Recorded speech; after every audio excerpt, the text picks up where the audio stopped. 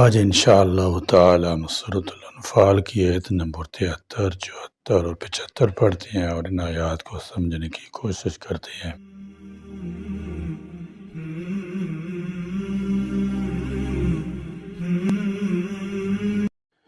اعوذ باللہ من الشیطان الرجیم، بسم اللہ الرحمن الرحیم۔ والذین کفروا بعضهم اولیاء بعض الا تفعلوه تکن فتنة فی الارض وفساد کبیر۔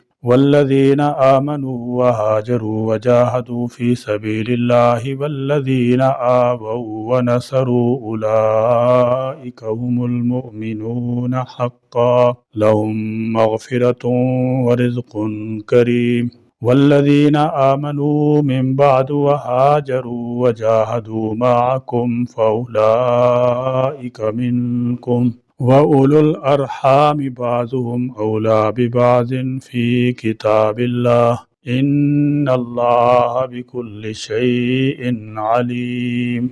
والذین، اور وہ لوگ جنہوں نے کفر کیا، بعضهم، ان کے بعض، اولیاء، حمیتی ہیں، بعض کے، فرمایا والذین کفروا بعضهم اولیاء بعض، یعنی کافر آپس میں خواہ جتنی بھی دشمنی رکھتے ہوں تمہارے خلاف سب کے سب ایک دوسرے کے مددگار اور حمایتی ہیں۔ کافر کافری کا دوست ہے، مسلمان کا نہیں، اس لیے مسلمان اور کافر کا آپس میں موالات، دوستی، حمایت اور مدد کا رشتہ کسی صورت نہیں ہو سکتا۔ مطلب یہ ہے کہ ایک مسلمان کسی کافر کا اور کافر کسی مسلمان کا وارث نہیں ہے، جیسے کہ حدیث میں سے وضاحت سے بیان کر دیا گیا ہے۔ اگر تم وراثت میں کفر و ایمان کو نظر انداز کر کے میت قرابت کو سامنے رکھو گے تو اس سے بڑا فتنہ اور فساد پیدا ہوگا۔ اللہ، اگر مسلمانوں، تفعلوا، نہ کرو گے تم ایسا، باہم جماعت اس کو، فرمایا اللہ تفعلوا، یعنی اگر تم آپس میں محبت، حمایت اور نصرت نہیں کرو گے اور کفار سے ترک موالات نہیں کرو گے، یعنی ان کے ساتھ باہمی محبت، تعاون اور ایک دوسرے کا وارث بننا نہیں چھوڑو گے اور قطع تعلق نہیں کرو گے تو زمین میں بڑا فتنہ اور بڑا فساد ہوگا۔ اسامہ بن زید رضی اللہ تعالی عنہ سے مروی ہے کہ رسول اللہ صلی اللہ تعالی علیہ وسلم نے فرمایا، مسلمان کافر کا وارث نہیں بنتا، نہ کافر مسلمان کا وارث بنتا ہے۔ تکن، تو برپا ہوگا، فتنہ فی الارض، زمین میں، وفساد، اور فساد، کبیر، بہت بڑا، مسلمانوں کے اطاعت نہ کرنے کے برے نتائج، یعنی کافر مسلمان میں نہ حقیقی رفاقت ہے اور نہ وہ ایک دوسرے کے وارث ہو سکتے ہیں۔ ہاں، کافر کا ولی بھی ہے اور وارث بھی، بلکہ سارے کے سارے کافر تمہاری دشمنی میں متحد ہو کر ایک بن جاتے ہیں اور جہاں بھی مسلمانوں کو پاتے ہیں ان کے در پہ آزار ہو جاتے ہیں۔ اسی طرح اگر مسلمان بھی ایک دوسرے کے ولی اور مددگار نہ ہوں گے یا کمزور مسلمان اپنے آپ کو آزاد مسلمانوں کے ساتھ رہنے اور ان کا ہر طرح سے ساتھ دینے کی کوشش نہ کریں گے تو بہت بڑا فتنہ رونما ہو جائے گا۔ کمزور مسلمانوں پر ناروا ظلم و زیادتی ہوگی اور ان کا مال بلکہ ایمان بھی محفوظ نہ رہے گا۔ اور اگر اس جملے کا تعلق سابقہ تمام احکام سے جوڑا جائے تو مطلب یہ ہوگا کہ اگر دارالحرب میں رہنے والے مسلمان دارالاسلام آنے میں کوتاہی کریں یا ایسے کمزور مسلمان آزاد مسلمانوں سے مدد طلب کریں اور وہ مدد کو نہ پہنچیں یا معاہدہ کرنے والی اسلامی حکومت اپنے معاہدہ کا پاس نہ رکھتے ہوئے ان کمزور مسلمانوں کی مدد شروع کر دے تو ان سب صورتوں میں عظیم فتنہ رونما ہو جائے گا، ایسا فتنہ جو دارالاسلام میں بسنے والے آزاد مسلمانوں کو بھی طرح طرح کی پریشانیوں میں مبتلا کر سکتا ہے۔ فرمایا تکن فتنة فی الارض وفساد کبیر، یعنی مسلمانوں کے راز افشا ہوتے رہیں گے، آئے دن جنگ رہے گی، کفار کے خلاف مسلمانوں کے ایک جان نہ ہونے سے اسلام اور مسلمان کمزور ہوں گے، ان کا رعب جاتا رہے گا، کفار غالب آئیں گے تو ان کے ساتھ رہنے والے مسلمان مجبوراً مرتد ہو جائیں گے یا ان کے رسم و رواج عقائد اعمال قبول کریں گے یا ان پر خاموش رہیں گے یا شدید آزمائش کا شکار ہوں گے۔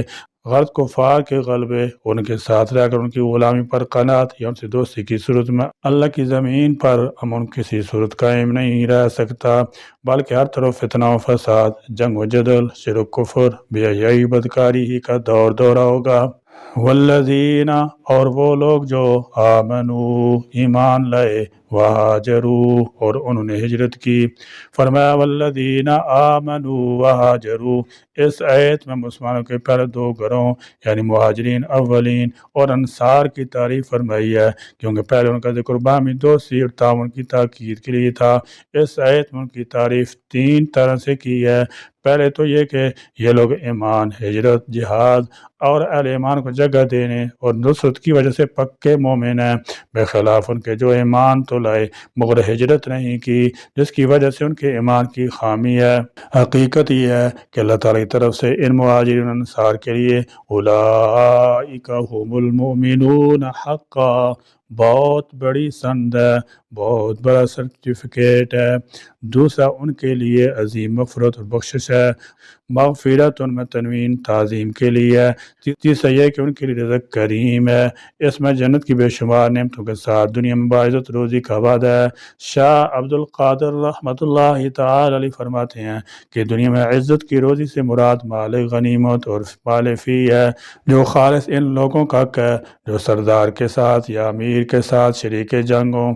وجاہدوا، اور جہاد کیا، فی سبیل اللہ، اللہ کے راہ میں، والذین، اور اسی طرح وہ لوگ جنہوں نے آووا، مہاجرین کو جگہ دی، پناہ دی، ونصروا، اور ان کی مدد کی، اولئک، یہی ہے، المؤمنون، مومن، ایمان لانے والے، حقا، سچے، لہم، انہی کے لیے، مغفرت، بخشش ہے، ورزق، اور رزق، کریم، عزت والا۔ اس لیے جس آڑے وقت میں اسلام کی سربلندی کے لیے ان مہاجرین و انصار نے اپنی جان اور مال سے قربانیاں پیش کی ہیں، ان کا اعزاز، ان کے درجات یقیناً مسلمانوں سے بلند ہوگے اور ہونے بھی چاہیے جو اس وقت ایمان لائے یا ہجرت کی یا جہاد کیا، جبکہ اسلام پوری طرح جڑ پکڑ چکا ہے، اور اس وقت اسلام لانے میں کسی خوف خطر کی فکر تو درکنار فائدہ ہی فائدہ نظر آ رہا تھا۔ ان دونوں قسم کے مسلمانوں میں حقیقی اور راست باز مسلمان تو وہی قرار دیے جا سکتے ہیں جنہوں نے کئی قسم خطرات، مصائب منہ لے کر اپنے گھر اور وطن کو خیر باد کہا۔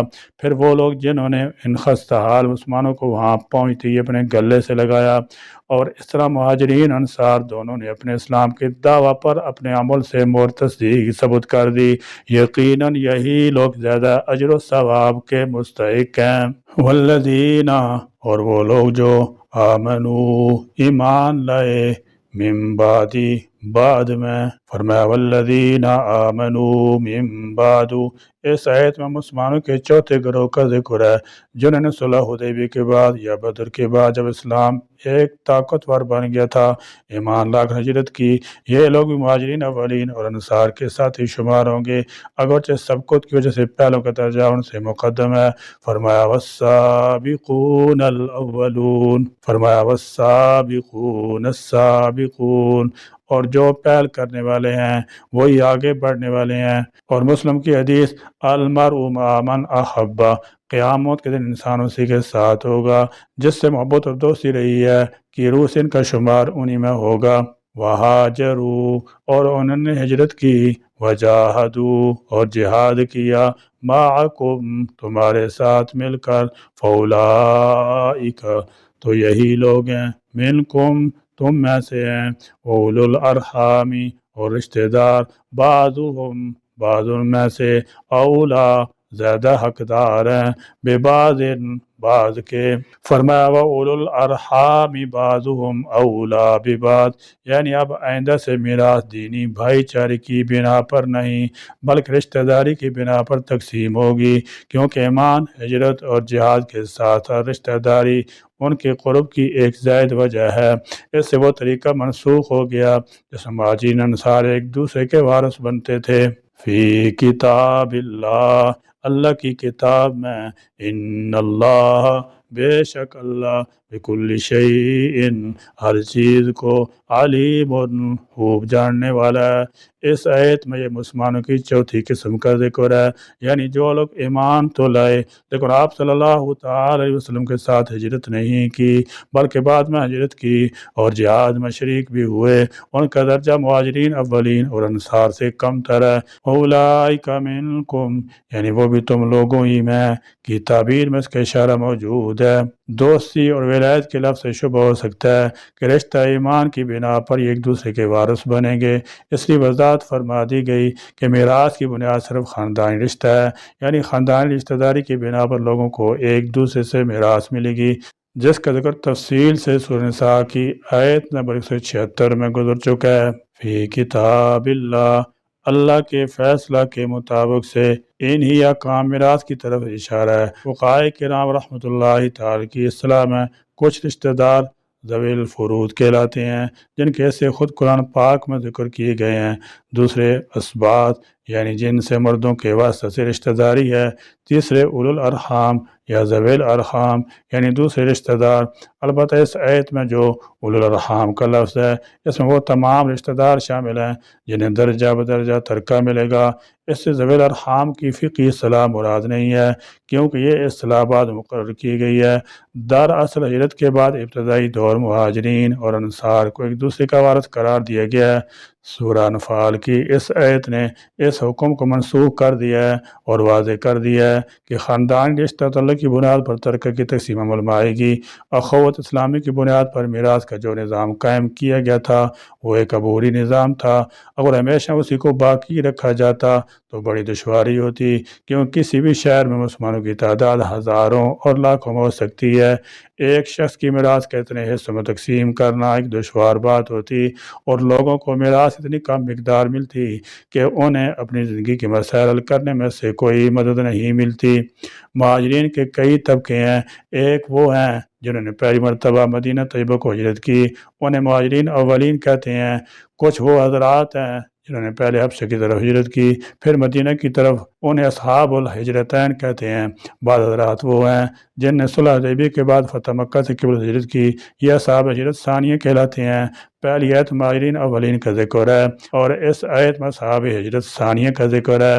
وَأُولُو الْأَرْحَامِ بَعْضُهُمْ أَوْلَىٰ بِبَعْضٍ، اور رشتہ دار ایک دوسرے کے زیادہ حقدار ہیں۔ حضرت عبداللہ بن عباس رضی اللہ تعالیٰ عنہ فرماتے ہیں صحابہ کرام رضی اللہ تعالیٰ عنہم ہجرت اور اخوت کی بنا پر ایک دوسرے کے وارث ہوتے تھے، حتیٰ کہ یہ آیت نازل ہوئی۔ اس میں بیان کیا گیا کہ اللہ تعالیٰ کے حکم میں ہجرت اور اخوت کے مقابلے میں نسبی رشتہ دار وراثت میں ایک دوسرے کے زیادہ حقدار ہیں، اور اس آیت کے ذریعے ہجرت اور اخوت کی وجہ سے وراثت میں حقداری منسوخ فرما دی گئی۔ خلاصہ یہ ہے کہ اس آیت و اولو الارحام سے تین مسئلے معلوم ہوئے۔ نمبر ایک، ہجرت اور اخوت کی وجہ سے وراثت منسوخ ہو چکی ہے۔ نمبر دو، اب وراثت کا دار مدار نسبی قرابت داری پر ہے، جیسے کہ آیت و اولو الارحام سے واضح ہے۔ رضاعی رشتے کی وجہ سے کوئی ایک دوسرے کا وارث نہیں، اور سسرالی رشتے میں بھی صرف شوہر اور بیوی ایک دوسرے کے وارث ہیں۔ نمبر تین، ذوی الارحام جیسے ماموں، خالہ وغیرہ بھی وارث ہیں، جیسے کہ احناف کا مذہب ہے۔ اللہ تعالیٰ تمام مسلمانوں کو اخوت بھائی چارگی کے ساتھ رہنے اور ملک و ملت میں امن و امان رکھنے کی توفیق عطا فرمائے۔ یا اللہ کریم ہمیں قرآن کا فہم عطا فرما۔ یا اللہ کریم ہمیں دن رات قرآن پاک کی تلاوت کی توفیق عطا فرما، اور نبی کریم صلی اللہ تعالی علیہ وسلم کی سنت پر عمل پیرا ہونے کی توفیق عطا فرما۔ آمین۔ آخر دعوانا الحمدللہ رب العالمین۔